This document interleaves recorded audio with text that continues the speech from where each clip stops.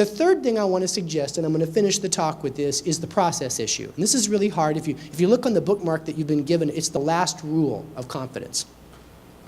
Point number 3 of this talk, promise made, promise kept. I mentioned before, culture is a conversation led by leaders about how we do things around here. And a culture must be promise made, promise kept, or we keep making the same old mistakes and we keep saying, well, the reason I didn't finish is because conditions changed, which ironically is the time when we should be finishing more than ever. And I went and looked at this, and I talk about all of this in a chapter. What I learned is that we don't have very good process now for promise keeping in organizations. In other words, execution is usually a commandment given to people that aren't finishing their job, but it's not a process, say like how we deal with technology and distribution.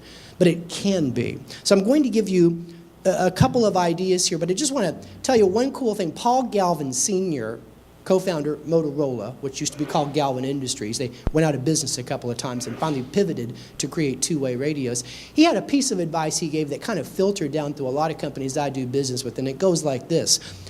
Stop hanging out with the ings and start doing business with the eds. You can recognize the ings because they keep talking about how we are trying to do this. We are studying this. We are thinking about doing this. We are working on deploying it. The eds, they say, we launched it. It failed. We changed. We executed. So being a company of execution, Paul learned, and partnering only with companies of execution is the only way to get stuff done in real time. How do we do it? Well, first of all, we've got to document the promises that we make. I did some research on this when I went back and looked at people that had a poor ability to keep promises made in meetings, and what I realized is they were writing down everything they heard from the other party and not documenting what they said they were going to do. They had a very poor record-keeping system for what they promised. So what I suggest to you, and this is just a little hack, as we call it in tech terms, a little hack, is I still carry notebooks into meetings, and on the first page of a meeting, write down the name of the meeting, like you all do. Take the first page of your meeting notes and fold it over vertically. So you fold it over vertically, revealing the back of the first page, and write down, I promised, at the top. And every time the meeting's going along and you say, I'm going to go find out that piece of information. I'm going to go call them and find this out. I'm going to go do this report for you. You stop, you fold the page over, and you write down what you said you're going to do and when you said you're going to deliver it. Or as Mark Twain said, promises are like crying babies in a theater. They should be carried out at once. So you want to make sure you're very clear on when you said you do it. You write down the promises and leave yourself about 5 minutes after a meeting to email everyone in the meeting to set expectations. And use your scheduling, like Microsoft Contacts or Calendar, to actually manage the promise keeping in your life like you manage everything else. Because if you obsess about this, you'll look up in a year and realize that your reputation is growing as a person that keeps their word. And in bigger companies, I've learned, people that keep promises attract better teams around them. They attract the really smart people. Because what I've learned about really high intelligence people is the most frustrating thing in the world for them are people that cannot or will not keep their promises. The second idea is that you got to raise the stakes. At Google, this is one of the cool things they did that disrupted our business. Google has something called OKRs. There's a book I'll recommend called In the Plex about Google's history. It's really interesting. But what Google realized is that too many employees get to hide under a job description. Have you ever worked at a company and you go, what do? You don't have that question at Google. At Google, they have something called OKRs, Objective Key Results. Every Google employee agrees and signs a contract to meet their OKRs. Their OKRs are published on the Google website for employees. So when you see their picture and their note, you see their OKRs and you see their progress like a United Way funding campaign. And what they've learned is by making it transparent, a Googler who's not meeting their OKRs can't get stuff done and eventually will resign the company and walk away. Because it changes everything. It raises the stakes for promise keeping. I challenge all the managers in the room to make that the #1 criteria besides are they a nice person when you're considering someone for leadership succession. My third and final idea around promise keeping is simple, hard to do, and counterintuitive. And it goes like this. If you really want to stop breaking promises in your life, keep a promise you never should have made in the first place that hurts to your toes. And you will teach your subconscious, don't do that again. and it will make you very good at setting expectations. I learned that at Yahoo when I tried to help a guy in a startup, and I told him, I know a guy. A lot of people have destroyed their times by saying the following phrase, I know a guy. So I said, sure, I know some venture capitalists. I'll help you raise money. I'll help you write a business plan, cash flow projections. How hard is that, I said. Well, when I realized, based on my learnings growing up, that that was a promise I'd better keep if I'm going to have a reputation with this guy in the valley, and I said, I can't just go back to him and say I'm busy. It took me a year of grinding it out with this guy. The hardest thing I ever did. Finally, he gave up, thank God, and I got to go back to work. But I learned a valuable lesson, and I don't do that again. I'll close with a story that illustrates, though, the upside of this, about how you'll change the way people think about you if you become a person of promise and you create a company that can be depended on to keep their word. When I was growing up, I told some of you last night, I was born in Lubbock, Texas, and I was raised in eastern New Mexico, which is technically in West Texas, more or less.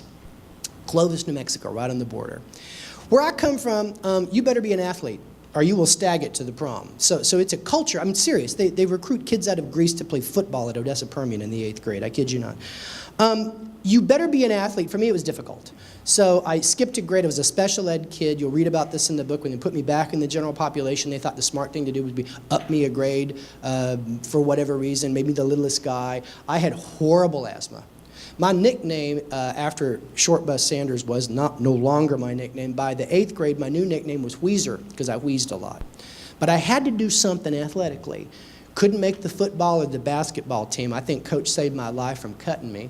But there was one last shot for me, and that was the track team. One last shot. And Coach Hoy went to our church. He felt kind of sorry for me. And he had a lot of abundance in his mentality about this one event called the Mile, because Buddy Hutto, this kid that he'd had the year before, had won state. So he said, sure, Weezer, you can be on the team. You can be the other miler. Now, this was a bad plan for a bunch of reasons. I had asthma so bad I couldn't run 50 yards without coughing up something and stopping. At the practice track at Yucca Junior High, my best mile was around 25 minutes, okay? I'm not kidding. I went to 6 track meets before the district tournament that year. And you understand that the mile is 4 laps around a 440-yard track. At each one of those 6 track meets before the district tournament, I got lapped. I'm not kidding. As I would painfully finish the 3rd lap, this stampede of kids would finish the race on top of me. By about the 4th tournament, I kind of figured out the way to deal with this. Made me a born salesman. I'd just stop running and blend in like I finished too. I'd be like, oh, and I'd walk around and high-five people. At Texaco, they gave me the 2nd place ribbon. They ran under the infield. And Coach Hoy made me take it back. It was truly the walk of shame. Here's the point. They let me speak at the pep rallies too. Can you imagine? I'd get up and I'd say we're going to go out and win. Everybody go, ah. I'd say, we're going to just kill them. And then I'd say this inspirational thing I'd always close with. I'd go and someday, someone on this platform, maybe even me, will represent Clovis in the Olympics. Ah! But the boys behind me, they hated me. They really did. They didn't like. No one likes a quitter. And you'd hear somebody behind them go, yeah, you tell them 1320 expert.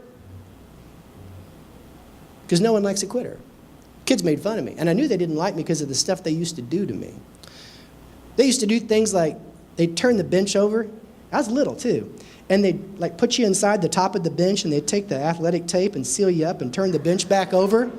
Put a sock in your mouth. You'd be surprised how long you're going to be in that gym in that situation.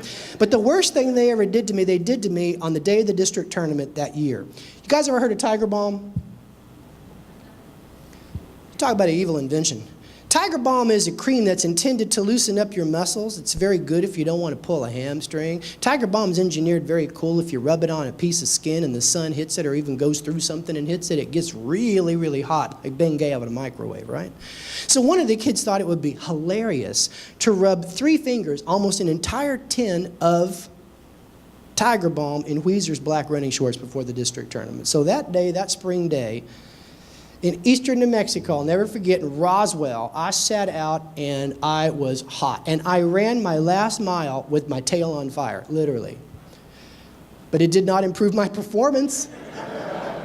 When I finished the 3rd lap, those kids finished the race on top of me. But there was just something about the way my grandmother raised me. This whole a winner never quits and a quitter never wins mentality. And I just heard that thundering in my head, and it was like an epiphany for me at the time that, hey, they got another 10 minutes. I'm going to finish a mile for once, because I knew there's no way I was going to make the 9th grade team, because it's professional sports in the 9th grade back then. So I kept on running. And when I ran around the backside, I remember looking off into a field because I knew those boys would be laughing at me and that would hurt my feelings. When I came around the final corner and I hit the home stretch, I heard this cheer go up from the crowd. And I stopped and I coughed up something red, white, and blue. And I looked over at the bleachers and I saw every boy on my track team, hardened criminals, standing on their feet, pumping their arms in the air, yelling at the top of their lungs, "Run, Weezer, run." And I ran the fastest 100-yard dash of my young life, and I collapsed at the finish line. And in a testimony to the kindness and compassion of people, those boys came down from the grandstand, and they stood in single file to congratulate me like I'd set some kind of speed record. Even the last boy in line, Judd, the shot put thrower, who I was deathly afraid of, picked up my wheezing body and threw me over his shoulder like a sack of new potatoes and took me back to the bus, where I sat in the normal seat I always sit in, the one that guys like me would always sit in. You know that one. That's the one behind the driver, alone. But this time, Gus, the team captain, sat next to me. It was the first time. And about 10 miles out of town, he looked at me and he said, "Hey, Weezer, put your hand out." It scared me at first. The warm glass of water routine had been done to me before on a road trip, so I knew where this was going. He'd had a classic day at the office, 5 first placed and 1 sixth place. That's how he rolled. He took out of his pocket a crumpled up, stood for failure, going to go in the garbage, 2nd place white ribbon that said districts. And he put it in my hands, and he closed it with both of his, and he looked me in the eye, and he says, "Here you go, Tim. You can have this one. This is for the one you had to give back in Texaco." Do you know what I learned in that moment about finishing and how remarkably it changes the game for you? Nothing. I was a kid. Kids are idiots about this stuff. But when I went back to my reunion years later, those boys told me that had made an impression on them, and that is why many of them, the bullies, became my campaign managers when I ran for and won senior class president. And it changed me, though, at that point in my adult life, to preach the same to you. Promise made, promise kept is the punctuation mark of great leadership in the 21st century. It is the key to bounce back from change, to leverage change, to be the change. Again, thank you so much for having me. I'd love to send you this book list as well as the CLEAR system. I hope that some of the stuff I've talked about today is highly actionable for you in thinking about how you make this great leap to compete in the digital, interactive, real-time future. Thank you so much.